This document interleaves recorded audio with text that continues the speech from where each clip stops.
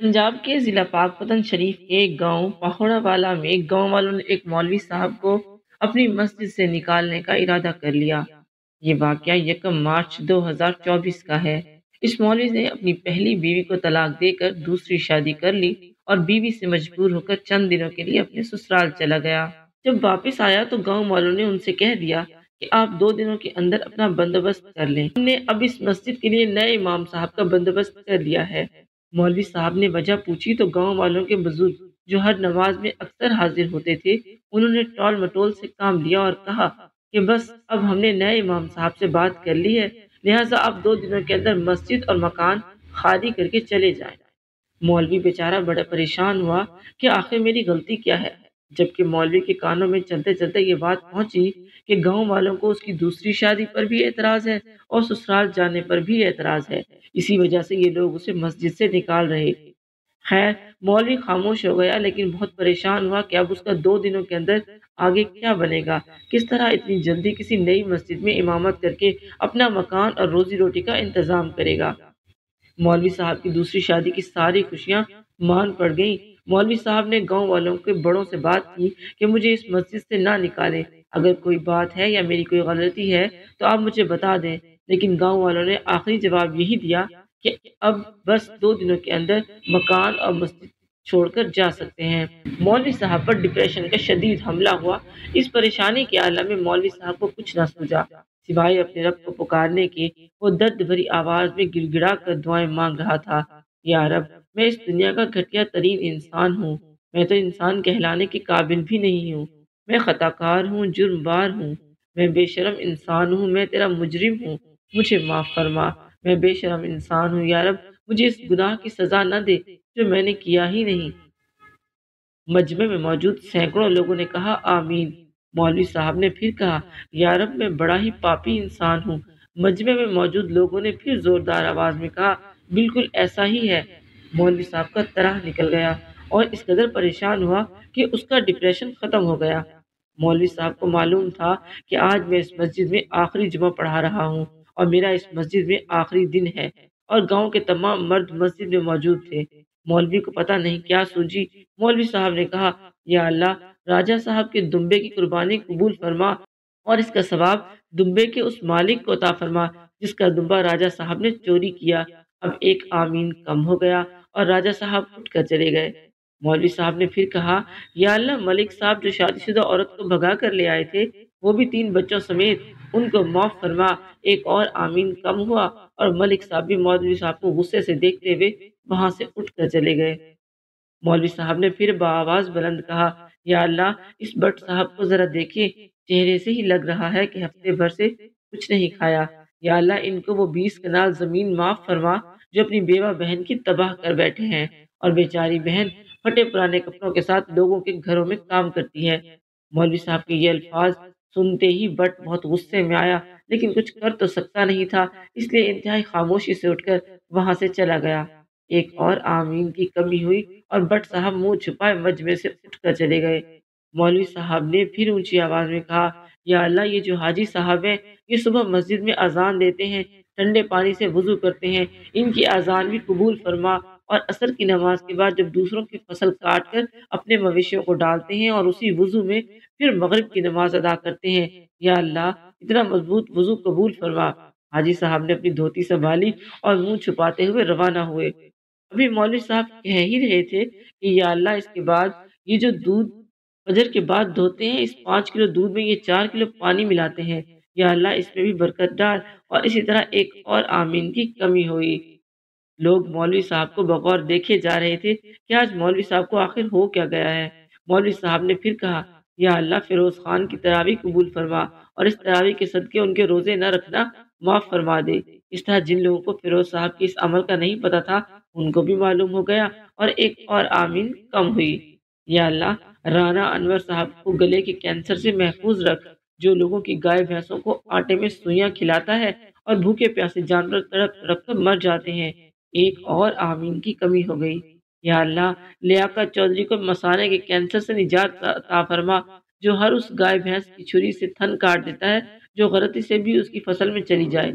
या अल्लाह, इस अमल को भी माफ फरमा।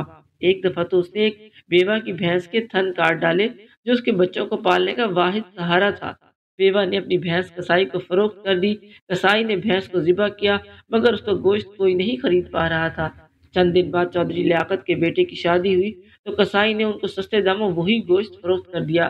دعوت پر بلائے مہمانوں نے جب گوشت کھایا تو سب لوگوں کی طبیعت بگڑ گئی اور چودھری کی بیوی جان سے ہاتھ دھو بیٹھی۔ مولوی صاحب کے یہ الفاظ سنتے ہی چودھری صاحب بھی میدان چھوڑ گئے اور مسجد میں سناٹا چھا گیا۔ مولوی صاحب نے آخر میں پھر کہا، یا اللہ ان سب گناہ گاروں کی روٹی کھا کھا کر جو مجھ ناچیز سے جو گناہ ہو چکے ہیں وہ بھی معاف فرما، سب کی طرف سے مجھ اکیلے کی آمین۔ یوں مولوی صاحب نے دعا کو متوازن کیا اور ثابت کیا کہ جیسے روح ویسے ہی فرشتے۔ دوسروں کے عیبوں پر پردہ ڈالنا چاہیے جیسا کہ اللہ تعالیٰ نے ہمارے گناہوں پر پردہ ڈال رکھا ہے۔ جو انسان دوسروں کے غم میں اپنی خوشی کا اظہار کرتا ہے وہ زندگی میں کبھی سکون حاصل نہیں کر پائے گا۔ کوشش کریں کہ لوگوں میں آسانیاں تقسیم کریں تاکہ اللہ تعالیٰ آپ کے معاملات میں بھی آسانیاں پیدا فرمائیں۔ میری تحریر کو پڑھ کر ایک بہن اور کہنے لگی، آپ کہتے ہیں کہ شوہر جو کہتا رہے اللہ کی رضا کی خاطر خاموشی سے سنو۔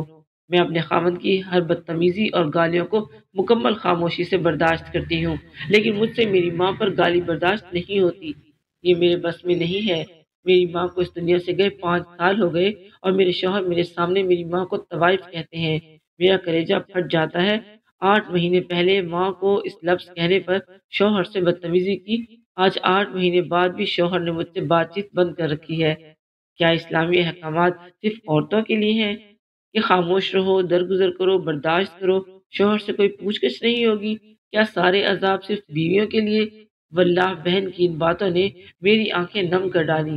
مزید کہنے لگی کہ میرے خاوند کو میری ماں سے یہ گلہ ہے کہ بڑے داماد کو جہیز میں بائک دی تھی، مجھے نہیں دی۔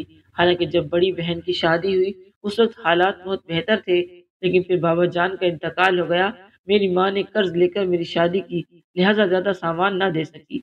آپ کی تحریر کے اندر لکھا تھا کہ ایک شوہر سب کچھ برداشت کر سکتا ہے لیکن بیوی کی اونچی آواز شوہر سے برداشت نہیں ہو پاتی، اور دوسری طرف یہ بھی حقیقت ہے کہ ایک بیوی سب برداشت کر سکتی ہے لیکن اس کے گھر والوں کو برا بھلا کہنا یہ اس کی برداشت سے باہر ہے، بالخصوص ماں اور باپ کو۔ آپ لوگوں نے سنا ہوگا کہ کسی کی آہ نہیں لینی چاہیے۔ یہ آہ کانسیپٹ صرف ماں باپ یا یتیم مسکین بچوں کے ساتھ نہیں بلکہ ہر اس شخص کے ساتھ ہے جس کا دل دکھایا گیا ہو۔ اس کے اندر محرم، غیر محرم، تمام رشتہ دار، دوست، احباب، تمام دنیا کے لوگ شامل ہیں۔ جی یہ فلاں شخص نمازی ہے، جواب ملے گا اوپر مارو اس کی نمازیں۔ جی یہ حاجی ہے، یہ روزے دار ہے، یہ تہجد گزار ہے، مگر سارے اعمال کالے کپڑے میں لپیٹ کر منہ پر مار دیے جائیں گے۔ جواب ملے گا کہ پہلے اس شخص سے معافی لے کر آئے جس کا دنیا میں تم نے دل دکھایا تھا، جو وہاں کی دنیا میں تمہاری وجہ سے روئی تھی۔ ذرا ایک بار سوچ لیں کہ اگر بیوی نے وہاں معاف کرنے سے انکار کر دیا تو ہمارا کیا ہوگا؟ وہ اپنا گھر چھوڑ کر آئی، صبح کا ناشتہ، دوپہر کا کھانا، رات کا کھانا اس کی ذمہ داری، کپڑے دھونا، استری کرنا اس کی ذمہ داری، گھر کی صفائی، جھاڑو پوچھا لگانا اس کی ذمہ داری، بچے سنبھالنا، بچوں کی پرورش اس کی ذمہ داری، ساس کا یہ کام، سسر کا وہ کام کرے، حالانکہ کچھ بھی اس کے ذمہ نہیں۔ مجھے چھوڑے آپ کی کیا رائے ہے اس بارے میں؟ دنیا کے کسی بڑے عالم سے پوچھ لیں کہ ان میں کوئی کام اس کے ذمہ نہیں سوائے بچوں کی پرورش کے۔ وہ انکار کر دے تو اس پر کوئی گناہ نہیں، لیکن وہ سب کرتی ہیں، اس کے باوجود اسے گالیوں سے نوازا جاتا ہے۔ اس کے گھر والوں کو گالیاں دینا، سب کے سامنے اس کی تذلیل کرنا کہاں کی عقل مندی ہے؟ اسے گالیاں نہ دو، بدسلوکی نہ کرو، اسے سینے سے لگاؤ، تم اللہ کے بندے ہو، وہ بھی اللہ ہی کی بندی ہے اور اللہ سب دیکھ رہا ہے۔ نہیں دے سکتے تو نہ دو، پھر روزے رکھو، نمازیں پڑھو، لیکن کسی کی بچی کی زندگی برباد مت کرو۔ شوہر تو محافظ ہوتا ہے، پھر جب محافظ ہی بیویوں کو گالیاں دینا شروع کر دے تو پھر اس گھر کی خیر نہیں۔ رشتوں میں ایک دوسرے کا احترام بہت معنی رکھتا ہے۔ عورت کو پیار محبت کی اتنی ضرورت نہیں جتنی عزت کی ہوتی ہے۔ اس دنیا میں ہر انسان عزت کا ہی بھوکا ہے۔ اگر آپ کسی کو سونے کے برتنوں میں کھانا دیں اور اسے سونے کے چمچ میں دنیا کی قیمتی سے قیمتی چیز کھلائیں پلائیں، لیکن اگر آپ اس کی عزت نہیں کرتے تو یہ سب بے معنی ہے۔ میری نظر میں اس سے بہتر وہ انسان ہے جو کچے مکان میں، کچی اینٹوں میں، کچے برتنوں میں 2 وقت کی روٹی دے دے لیکن اس عورت کی عزت کرتا ہو، بیوی کی عزت، اس کے مقام کو جانتا ہو۔ وہ سونے کے برتنوں میں کھانا کھلانے والے سے کروڑوں گنا بہتر ہے۔ مختصر یہ کہ اگر آپ کسی کو عزت دیں گے تو بدلے میں آپ کو بھی دنیا اور آخرت دونوں میں عزت ملے گی۔ کسی کو گالیاں دے کر نہ صرف انسان کے وقار میں کمی ہوتی ہے، زبان بھی ناپاک ہوتی ہے، بلکہ انسان اگلے بندے کی نظروں میں بھی گر جاتا ہے۔ اللہ تعالیٰ سے دعا ہے کہ وہ ہمیں آسانیاں عطا کرے اور آسانیاں تقسیم کرنے کی توفیق دے۔ آمین۔